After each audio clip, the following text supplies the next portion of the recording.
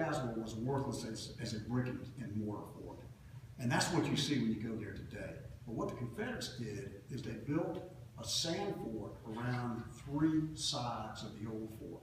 And you don't see that when you go there today, because somewhere around the turn of the 20th century, the Army bulldozed the entire Confederate fort into the moats.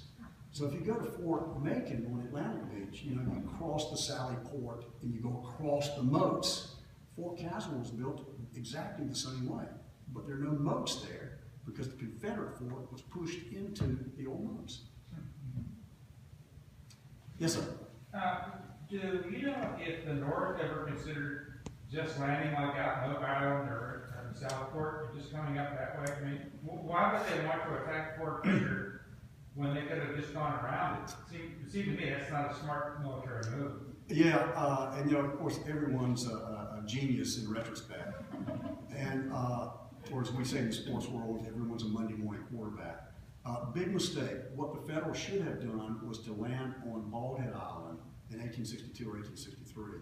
And there were proposals to do that or to land at Oak Island when the fortifications were still being built, still relatively weak. But again, they couldn't get the logistical support from the War Department when public and political interest centered on Charleston. It's where the war began. There was a lot of symbolism. So by the spring of 1862, Union naval and Army forces had captured and occupied 2/3 of North Carolina's coastal plain and the Outer Banks. And if you think of their strategy as sort of a game of dominoes, they got Norfolk, they got 2/3 of North Carolina's coast. From New Bern up to Roanoke Island. From New Bern all the way up to the Virginia line.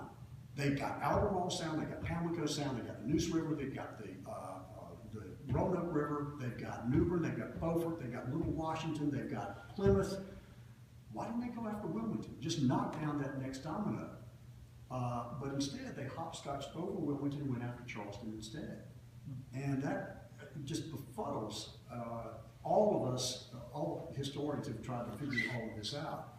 And David Dixon Porter, who commanded the naval task force that attacked Wilmington and Fort Fisher, later wrote in his memoirs, and I think rightly so, had Wilmington been captured in 1862 or 1863, when the U.S. Navy Department had the momentum, the war would have ended at least a year earlier and saved hundreds of thousands of lives. And I think that's absolutely true. There was that cavalry raid in 1863 where they basically went out and tried to cut the Wilmington and Weldon Railroad north of Goldsboro. Yeah, Wilmington would have been worthless had it not been for the railroad. Right. And the railroad went through Goldsboro up to Weldon. And after the Federals captured New Bern, which became the Army's base of operations, Beaufort became kind of a substation for the North Atlantic Blockading Squadron. Why didn't they move westward to attack and occupy Goldsboro and cut the lifeline of the Confederacy? And from there, go after Raleigh. Why didn't they do that? And there were several proposals not only for going after Wilmington, but there were 2 raids into the interior of the state. And while they were able to temporarily cut the Wilmington and Weldon Railroad, they did not capture or occupy Goldsboro, but then retreated back to New Bern. So why didn't they make more of a concerted effort? And I think part of that is social.